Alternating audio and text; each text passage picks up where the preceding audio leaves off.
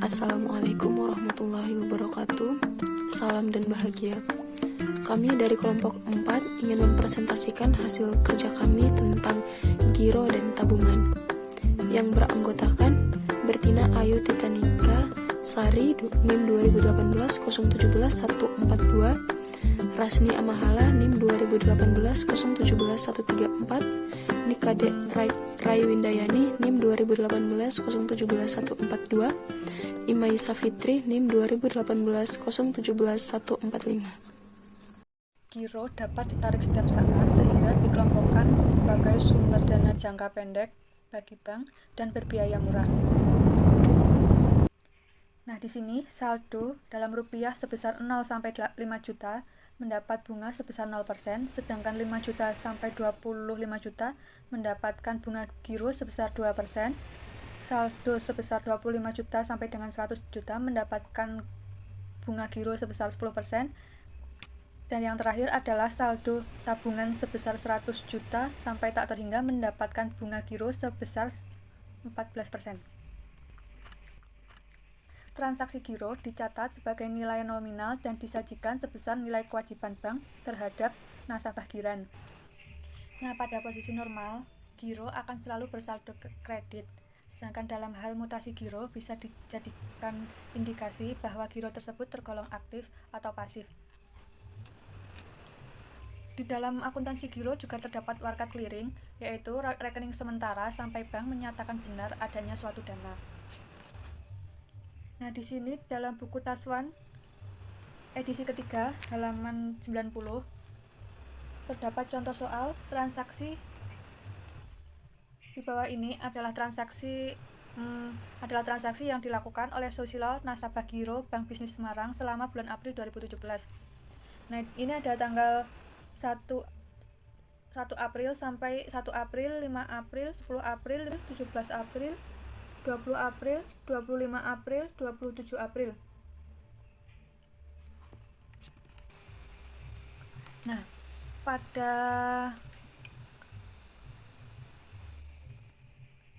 dalam transaksi Susilo yang sebagai nasabah Bank Bisnis Semarang selama bulan April itu terdapat ketentuan Bank Bisnis menentukan jasa giro sebesar 20% dan pajak penghasilan bunga atau PPh sebesar 15%. Nah, ini pada tanggal 1 bulan April itu kan debit rekening kas berada di debit sebesar 1.050.000. Terus giro Susilonya itu bertambah di kredit sebesar 1 juta dan barang cetakannya itu bertambah juga sebesar 50.000. Kenapa bisa kredit rekening barang cetakan? Karena nanti kalau misalkan biaya penerbitan dibebankan rekening giro Susilo langsung dipotong. Kebetulan ini kan baru pertama. Jadi kalau dibebankan ke giro Susilo nggak mungkin karena belum mempunyai saldo awal. Karena sebelumnya belum mempunyai saldo awal. Nah, ini kasnya tanggal 5 April kasnya berada di debit sebesar 50.000, uang masuk ke bank. Kenapa bisa di debit? Karena uang masuk ke bank. Kreditur rekening giro Susilo bertambah sebesar 500.000 di kredit. Nah, pada tanggal 10 bulan 4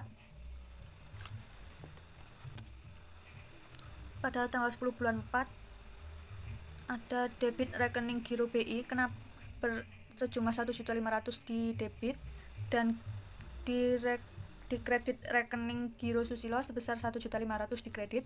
Kenapa bisa jadi giro BI?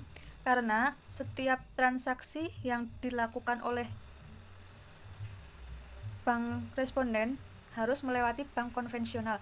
Nah, dan bank yang ditunjuk untuk mewakili bank konvensional adalah BI. Jadi dari BNI disetor dulu ke BI, baru disetor ke Bank Bisnis Semarang. Tidak bisa langsung dari Bank BNI ke Bank Semarang itu ke Bank Bisnis Semarang itu tidak bisa, harus melewati Bank Indonesia. Harus melewati Bank BI terlebih dahulu. Nah, pada tanggal 15 itu kan Susilo menarik cek nomor 112 Nomor 1124 sebesar 500.000 untuk membayar hutang kepada Samsudin, nasabah Giro Bank Bisnis Semarang. Pada hari ini juga Samsudin menyetorkan kepada bank bisnis tersebut. Nah, itu. Jadi kan pencatatannya debit rekening Giro Susilo berada di debit sebesar 500.000 dan sedangkan di kredit rekening Giro Samsudin sebesar 500.000 di kredit.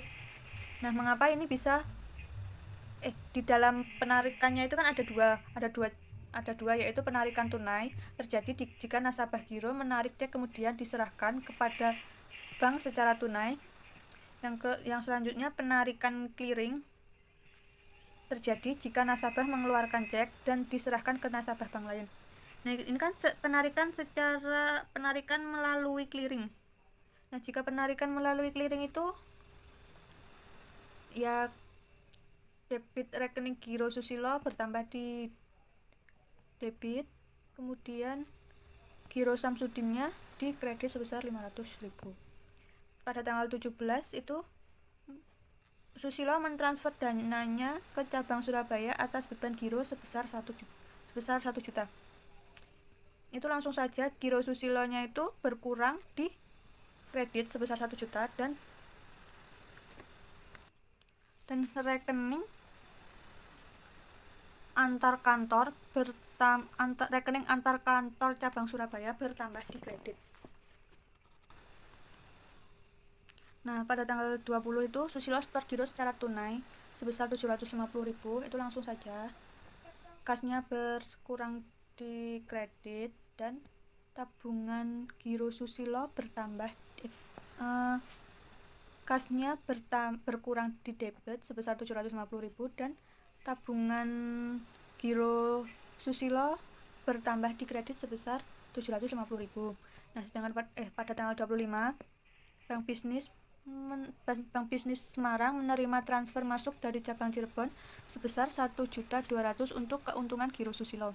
Itu langsung saja pencatatannya rekening antar kantor berkurang di debit sebesar 1.200.000 dan kredit rekening Giro Susilo bertambah sebesar 1.200.000 di kredit. Yang terakhir pada tanggal 27 penarikan Giro oleh Susilo untuk ditransfer ke cabang Bandung sebesar 2 juta. Itu kan jadi debit rekening Giro Susilo berkurang sebesar 2 juta karena Susilo mentransfer ke cabang Bandung, maka tabungannya itu berkurang sejumlah 2 juta dan rekening antar kantor cabang Bandung itu mendapat tambahan dana sebesar 2 juta berada di posisi kredit. Nah, kemudian saldo liap per tanggal 30 April itu debit rekening bunga Giro berada di debit sebesar 10.000 dan kredit rekening Giro Susilo sebesar 10.000 di kredit. Nah, selanjutnya pada proses pencatatannya tadi kita sudah selesai. Sekarang kita masuk ke daftar mutasi. Di dalam simpanan Giro itu terdapat namanya laporan mutasi atau bisa disebut juga dengan daftar mutasi. Namun dalam rekening Giro namanya adalah rekening koran. Nah, selanjutnya kita masuk ke daftar mutasi Giro atas nama Tuan Susilo per bulan April. Nah, pada tanggal 1 April itu kan setoran tunai masuk sebesar 1 juta di kredit. Nah, saldonya juga mengikuti sebesar 1 juta. Kemudian melakukan setor tunai sebesar 500.000 pada tanggal 5 bulan April. Itu masuk lagi, saldo bertambah di kredit. Saldonya itu kan awalnya 1 juta ditambah lagi 500.000 jadinya 1.500.000. Kemudian pada tanggal 10 bulan April melakukan store clearing sebesar 1.500.000. Saldonya bertambah lagi jadi dari 1.500.000 ditambah 1.500.000. Saldonya menjadi 3 juta. Nah, pada tanggal 15 bulan 4 itu Tuan Susilo melakukan pengembalian kepada Samsudin sejumlah 500.000. Itu saldo berkurang di debit saldonya dari 3 juta berkurang 500.000 menjadi 2.500.000. Kemudian pada tanggal 17 itu Tuan Susilo juga melakukan transfer keluar sebesar 1 juta. Saldonya menjadi 1.500.000. Itu karena 2.500.000 dikurangi 1 juta. Nah, pada tanggal 20 April Tuan Susilo melakukan store tunai sebesar 750.000. Tanggal berapa tadi? Tanggal 17 melakukan store tunai ke Bank Surabaya atas beban giro sebesar 750.000 bertambah di kredit. Hasilnya saldonya menjadi 2.250.000. Pada tanggal 25 melakukan transfer masuk melalui transfer masuk dari cabang Cirebon sebesar 1.200.000 untuk keuntungan giro Susilo. Itu saldonya menjadi 3.450.000. Nah, pada tanggal 27 melakukan transfer keluar untuk ditransfer ke cabang Bandung sebesar 2 juta. Maka 3.450.000 itu dikurangi 2 juta, hasilnya adalah 1.450.000. Itu adalah saldo LIA. Nah, kemudian pada tanggal 30 April saldo LIA itu beban gironya tadi kan bertambah di kredit sebesar 10.000, saldonya menjadi 1.460.000. Kemudian membayar PPh sebesar 1.500. Saldonya berkurang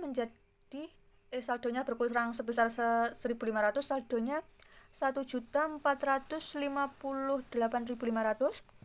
Nah, Tuan Susilo juga membayar beban administrasi sebesar 50.000. Saldonya dari 1.458.500, saldo akhirnya adalah sebesar 1.408.500. Nah, pada giro tadi juga terdapat overdraft. Overdraft yaitu muncul apabila cek ditulis dengan jumlah yang melebihi rekening kas. Sebagai akibatnya, rekening koran akan minus karena bank menalangi uang yang ditarik oleh giran. Secara tidak langsung, ketika bank menalangi uang yang ditarik oleh giran, maka giran berhutang kepada bank. Namun ini bagi giran tidak apa-apa, karena giran pasti bisa melunasi utangnya tersebut.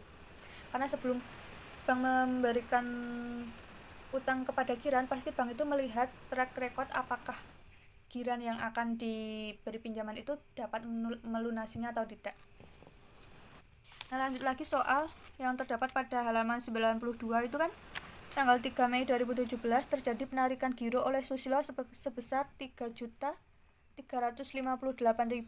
Bila bank menyetujui, maka penarikan dapat dilakukan dan berarti terjadi saldo negatif sebesar 1.950.000 untuk menutup saldo tersebut. Bank memberikan kredit overdraft sebesar 2.050.000 yang dikurangi biaya provisi sebesar 60.000 dan biaya administrasi sebesar 40.000. Nah, ini pencatatannya pada tanggal 3 Mei 2007 itu debit rekening kredit yang diberikan sebesar 2.050.000 itu adalah uang yang dipinjamkan oleh bank kepada Tuan Susilo sebesar 2.050.000 di debit. Kemudian rekening kredit pendapatan provisi kredit sebesar 60.000. Kemudian kredit rekening pendapatan operasional lainnya sebesar 40.000 di kredit. Kemudian kredit rekening giro Susilonya itu sebesar 1.950.000 di kredit. Selanjutnya, debit rekening giro Susilonya itu hasilnya sebesar 3.358.500 di debit dan kredit rekening kas sebesar 3.358.500 di kredit. Nah, daftar mutasi giro atas nama Tuan Susilo itu pada tanggal 1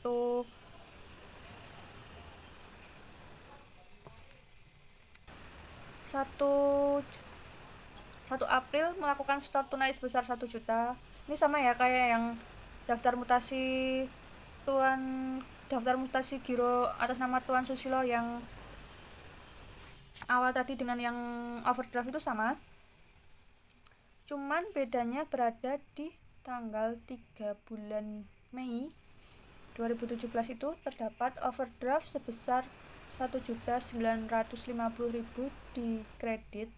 Saldonya kan jadinya 3.358.500. Nah, Tuan Susilo itu menarik semua saldo pada tanggal 3 Mei itu, ditariklah uangnya yang dimiliki ditarik semuanya 3 juta sebesar 3.358.500 itu ditarik semua. Kan dari saldo dan uang yang ditarik itu hasilnya adalah saldonya itu 0. Jadi jika terjadi saldo sebesar 0, maka Giran harus segera menyetor untuk mengisi rekening tersebut pada transaksi sebelumnya, karena giro Tuan Susilo itu sudah tidak memiliki saldo lagi. Baiklah, selamat pagi, salam dan bahagia. Sebelumnya perkenalkan, nama saya Nika Dek Raiwindayani, NIM 2018-017142. Di sini saya akan melanjutkan presentasi dari Mbak Ayu mengenai giro. Dari transaksi yang telah dijelaskan oleh Mbak Ayu di atas, mutasi giro saudara Susilo adalah sebagai berikut.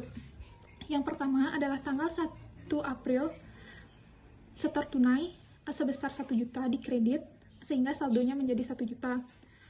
Tanggal 5 April, setor tunai 500.000 di kredit, saldonya bertambah menjadi 1.500.000. Pada tanggal 10 April, setor clearing sebesar 1.500.000 di kredit, sehingga saldonya bertambah dari 1.500.000 menjadi 3 juta. Pada tanggal 15 April, pengambilan sebesar 500.000 di debit, saldonya berkurang 500.000 menjadi 2.500.000. Pada tanggal 17 April, transfer keluar sebesar 1 juta di debit, saldonya berkurang lagi dari 2.500.000 dikurangi 1 juta menjadi 1.500.000. Pada tanggal 20 April, terjadi setor tunai sebesar 750.000 di kredit, saldonya bertambah menjadi 2.250.000. Pada tanggal 25 April, transfer masuk sebesar 1.200.000 di kredit, sehingga saldonya bertambah menjadi 3.450.000. Pada tanggal 27 April, transfer keluar sebesar 2 juta di debit, sehingga saldonya berkurang menjadi 1.450.000. Pada tanggal 30 April, bunga giro sebesar 10.000 di kredit, saldonya bertambah menjadi 1.460.000. PPH sebesar 1.500 di debit, saldonya berkurang menjadi 1.458.000. Kemudian beban administrasi di debit sebesar 50.000, saldonya berkurang menjadi 1.408.500. Kemudian pada tanggal 3 bulan Mei, overdraft sebesar 1.950.000 di kredit, sehingga saldo bertambah menjadi 3.358.500. Penarikan pada tanggal yang sama, penarikan tunai sebesar 3.358.500, sehingga saldo menjadi 0. Yang selanjutnya adalah tabungan. Tabungan adalah simpanan masyarakat atau pihak lain yang penarikannya hanya dapat dilakukan menurut syarat-syarat tertentu. Syarat-syarat tertentu yang telah disepakati tetapi tidak bisa ditarik menggunakan cek, billet giro, ataupun yang dipersamakan dengan itu. Syarat-syarat penyelenggaraan tabungan ada 6, yaitu 1. Tabungan dalam bentuk rupiah. Tabungan harus dalam bentuk rupiah. Yang kedua, ketentuan penyelenggaraan tabungan ditentukan oleh bank masing-masing. Yang ketiga, penarikan tabungan tidak dapat menggunakan cek, billet giro, serta surat perintah bayar lainnya yang sejenis. Yang keempat, penarikan hanya dapat dilakukan dengan cara mendatangi bank langsung atau dengan alat yang telah disediakan seperti ATM. Yang kelima, bank penyelenggara tabungan diperkenankan untuk menjelaskan sendiri cara pelayanannya, administrasi, setoran, frekuensi pengambilan, tabungan pasif, tingkat suku bunga, cara perhitungan dan pembayaran bunga, serta pemberian hadiah tabungan. Yang keenam adalah bunga tabungan dikenakan PPh final sebesar 15% untuk penduduk dan 20% untuk bukan penduduk. Yang selanjutnya adalah pencatatan transaksi tabungan. Setiap setoran tabungan akan dicatat sebesar nilai nominal setoran dan selanjutnya disajikan sebesar nilai kewajiban. Nilai kewajiban adalah saldo ditambah bunga yang diperhitungkan dikurangi dengan pajak. Setiap bunga yang diperhitungkan dikreditkan ke rekening tabungan. Untuk setor tabungan, seorang penabung bisa menggunakan uang tunai, warkat, transfer masuk, dan sebagainya yang telah disetujui oleh bank. Yang terakhir adalah setoran warkat atau surat berharga lainnya bisa dikreditkan ke dalam tabungan apabila warkat sudah efektif atau bisa diuangkan. Contoh, pada tanggal 1 Mei 2017, Mas Rangga membuka tabungan prima pada Bank Duta Prima Semarang dengan setoran berupa uang tunai sebesar 1 juta. Wesel yang telah jatuh tempo dan telah diendos oleh Bank Maxim cabang Cilacap sebesar 5 juta, CBNI Semarang sebesar 10 juta, inkaso dan clearing terhadap warkat tersebut dinyatakan berhasil pada tanggal 1 Mei 2017. Biaya inkaso adalah 50.000, biaya materai untuk surat kuasa adalah 10.000, maka jurnal pada tanggal 1 Mei 2017 adalah sebagai berikut. Di sini, terima warkat inkaso. Warkat inkaso diterima sebesar 5 juta, dan warkat inkaso diterima sebesar 5 juta. Jadi, transaksi ini telah dianggap selesai. Karena transaksi ini telah habis pada saat itu juga dan langsung menjadi tabungan di dalam rekening Mas Rangga. Pencatatan ke tabungan dari rekening cabang Cilacap sebesar 5 juta di debit, kemudian giro sebesar 10 juta di debit, dan kas masuk sebesar 1 juta. Pendapatan inkaso adalah pendapatan inkaso 50.000 di kredit, biaya materai 10.000 di kredit, tabungan prima Mas Rangga sebesar 15.940. Jadi seharusnya kan tadi totalnya adalah 16 juta, tetapi dikurangi dengan biaya-biaya pendapatan inkaso dan biaya materai sebesar 60.000. Jadi 16 juta dikurangi 60.000 yaitu 15.940.000. Penyetoran tunai ke kantor cabang lain.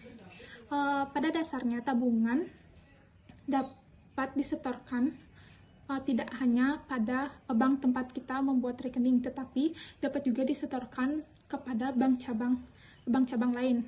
Seperti misalnya kita membuat rekening di cabang Semarang, kemudian kita melakukan penyetoran di cabang Cilacap. Dari penyetoran tersebut, maka terjadi 2 kali pencatatan, yaitu di cabang Cilacap dan di cabang Semarang. Contohnya adalah Mas Rangga melakukan setor tunai untuk tabungan pada tanggal 5 Mei 2017 sebesar 10 juta dari cabang Cirebon. Pencatatannya adalah di cabang Semarang, Cirebon mencatat 10 juta di debit dan tabungan prima 10 juta di kredit. Begitu juga dengan cabang Cirebon, kas di debit 10 juta dan cabang Semarang 10 juta di kredit. Selanjutnya ada penarikan tabungan.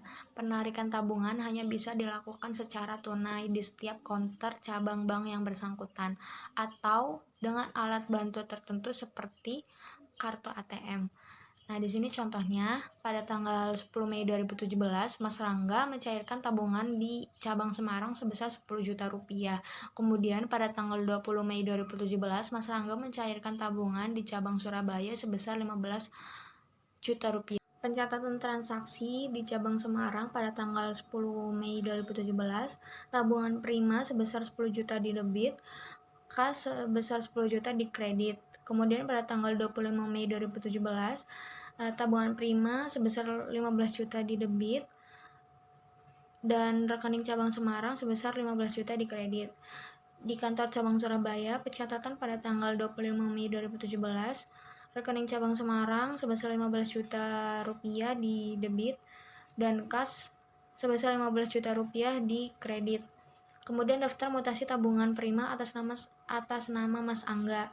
Pada tanggal 1 Mei 2017, Mas Angga melakukan setoran pembukuan sebesar 15.940.000. Kemudian pada tanggal 15 Mei 2017, Mas Angga melakukan setoran dari kantor cabang Cirebon sebesar 10 juta rupiah. Kemudian pada tanggal 10 Mei 2017, Mas Angga melakukan penarikan tunai di kantor cabang Semarang sebesar 10 juta rupiah. Kemudian pada tanggal 25 Mei 2017, Mas Angga melakukan penarikan tunai di kantor cabang Surabaya sebesar 15 juta rupiah. Jadi saldo terakhir Mas Angga sebesar 940.000 rupiah. Selanjutnya, bunga tabungan dan perhitungannya. Bunga tabungan dihitung pada setiap akhir bulan dan langsung dikreditkan ke rekening tabungan. Dengan demikian, bunga tabungan akan menambah saldo tabungan. Perhitungan biasa dilakukan secara harian atau bulanan dengan mendasarkan pada saldo terendah. Suku bunga tetap atau berubah. Bunga diperhitungkan dengan dasar lamanya saldo mengendap dan tingkat suku bunga berubah-ubah. Bila pendekatan ini yang digunakan, lamanya waktu mengendap dihitung sejak perubahan sampai terjadinya perubahan bunga. Contohnya, pada tanggal 5 Mei 2017 sampai 10 Mei 2017, maka lamanya dana mengendap 10 dikurang 4 sama dengan 6 hari. Di sini, hari pada tanggal 5 Mei 2017 diperhitungkan, sedangkan pada tanggal 10 Mei 2017 tidak diperhitungkan. Suku bunga tabungan bulan Mei 2017 sebagai berikut. Pada tanggal 1 Mei 2017, tingkat suku bunga tabungan sebesar 12%. Kemudian pada tanggal 15 Mei 2017, tingkat suku bunga sebesar 14%. Kemudian pada tanggal 20 Mei 2017, tingkat suku bunga sebesar 15%. Kemudian pada tanggal 25 Mei 2017, tingkat suku bunga sebesar 11%. Nah, ini tingkat suku bunganya yang berubah-ubah. Sebenarnya mungkin ada beberapa bank yang tingkat suku bunganya tetap. Nah, di sini ada waktu dana mengendap dari tanggal 1 sampai tanggal 5 Mei 2017. Tadi sudah dijelaskan bahwa kalau dana mengendap pada tanggal 1 dihitung, pada tanggal 1 Mei itu dihitung, tapi pada tanggal 5 Mei itu tidak dihitung. Jadi hari bunganya cuma 4 hari. Kemudian saldo yang mengendapnya ada 15.940.000 dengan tingkat suku bunga 12%. Jadi jumlah bunga yang didapatkan sebesar 21.253. Nah, total jumlah bunga yang didapatkan oleh Mas Angga pada akhir bulan Mei sebesar 156.979. Nah, yang tadi itu yang 21.253 itu didapatkan dari 4 jumlah hari bunga dibagi 360 jumlah hari dalam 1 tahun, kemudian dikali dana yang mengendap, kemudian dikali tingkat suku bunganya. Perkenalkan, nama saya Rasni Amahala, NIM 2018-017-134. Saya akan melanjutkan presentasi dari Mbak Imai. Selanjutnya, hadiah untuk penabung. Pajak undian adalah pajak yang ditanggung bank. Bila pajak ditanggung pemegang, maka pajak tidak diperhitungkan bank. Nilai hadiah undian sebelum sumbangan sosial berkisar antara 0,1% hingga 0,5% dari posisi saldo tabungan bank yang bersangkutan. Sumbangan sosial sekitar 10% dan pajak undian sekitar 25%. Lanjut pada contoh soal. Bank Bahana Utama berkantor pusat di Kodia Semarang, mempunyai cabang di Kendal, Blora, Demak, dan Ungaran. Undian akan dilaksanakan setiap akhir semester atau 2 kali dalam setahun. Diketahui posisi saldo tabungan Bahana per 31 Desember 2016 sebesar 1.578 juta. Nilai hadiah sebelum sumbangan ditentukan 0,045% dari posisi saldo tabungan tersebut. Sumbangan sosial melalui pemerintah 10% dari nilai hadiah, pajak undian 25% ditanggung bank. Perhitungan hadiahnya adalah nilai hadiah sebelum sumbangan sosial diambil dari 0,045% dari dari 1.578.000.000 itu ketemu 7.101.000. Sumbangan sosial 10% dikali 7.101.000 ketemu 710.100. Pajak undian 25% kali 7.101.000 ketemu 1.775.250 rupiah. Dijumlahkan semua jadi 9.586.350 rupiah. Dengan demikian, biaya yang harus dilimpahkan ke cabang adalah secara proporsional sebagai berikut. Kantor cabang ada Semarang, Kendal, Blora, Demak, dan Ungaran. Posisi saldo dari masing-masing cabang tersebut: dari Semarang sebesar 500 juta, dari Kendal sebesar 200 juta, dari Blora sebesar 250 juta, dari Demak sebesar 300 juta, dari Ungaran sebesar 328 juta. Totalnya 1.578 juta. Untuk ketemu porsinya, dari posisi saldo dikali jumlah atau yang 1.578 juta ini dikali 100, ketemunya porsinya.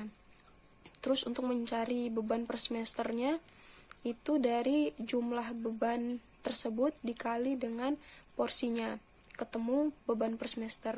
Untuk mencari beban per bulan, itu dari semester dibagi dengan 6, ketemu beban per bulan. Selanjutnya, pencatatan biaya promosi berupa hadiah adalah sebagai berikut. Di kantor pusat untuk pembelian, biaya promosi dibayar di muka sebesar 3.037.500 di debit. Rekening cabang Kendal sebesar 1.215.000 di debit. Rekening cabang Blora sebesar 1.518.750 rupiah di debit. Rekening cabang Demak sebesar 1.822.500 di debit. Rekening cabang Ungaran sebesar 1.992.600 rupiah di debit. Kasnya 9.586.350 rupiah di kredit. Di cabang Kendal, biaya promosi di muka sebesar 1.215.000 di debit. Untuk rekening kantor pusatnya 1.215.000 di kredit. Untuk cabang Blora, biaya promosi di muka sebesar 1.518.750 rupiah di debit. Rekening kantor pusat sebesar 1.518.750 rupiah di kredit. Untuk cabang Demak, biaya promosi di muka sebesar 1.822.500 di debit. Rekening kantor pusat sebesar 1.822.500 di kredit. Untuk cabang Ungaran, biaya promosi di muka sebesar 1.992.600 di debit.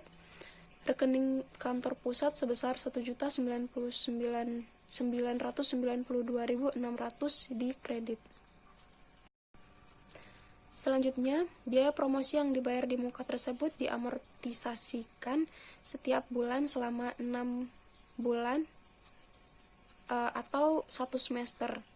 Di kantor pusat, biaya promosi sebesar 506.250 rupiah di debit.